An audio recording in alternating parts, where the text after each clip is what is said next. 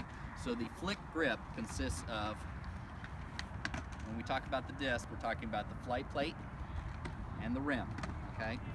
So with the flick or the forehand, you're gonna have your finger, I like to use my middle finger, the pad of it, against the inside of the rim. It will. Yep.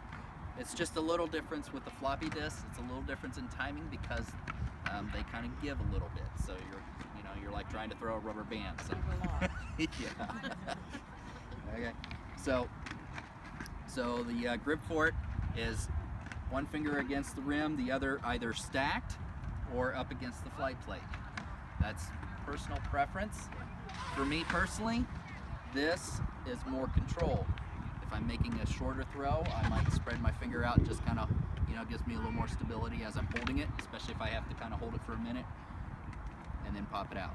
If I'm going for more distance, I'll want to kind of beef that up just a little bit more against the rim. That's kind of the slingshot effect that comes off of your finger when you snap that thing back. Important feature of the flick or forehand is having the disc all the way back in your hand. The majority of the issues I see from people that are trying to make this throw is they do this. Now you see two things. One, my fingers are curled forward, and my disc, you'll see in my hand, it's straight out. This is what we want. You see the difference there. The disc is way back behind my hand, which also means that my fingers are extended. So this gives that slingshot of it. If you see a slingshot, you notice it's got two prongs that are sticking out, okay? Not two prongs that are like this. You want to extend those fingers all the way out. That'll give you that extra bit of snap and bend, and that'll let that disc really fly. This throw, most of the motion that comes into this happens from here down. There's a reason why they call it a flick. It's more of a flick of the wrist, okay? So other than holding the disc too far forward in the hand, the major thing that I see that most people do when they try and release this disc, a couple of things. One is they try to use too much arm, okay? And the other is they have the disc above their elbow, okay? So if you bring this disc up above your elbow, what happens more times than not is that disc tends to flip over and turn into a roller. That's a beautiful way to throw a forehand roller. It doesn't work for a throw.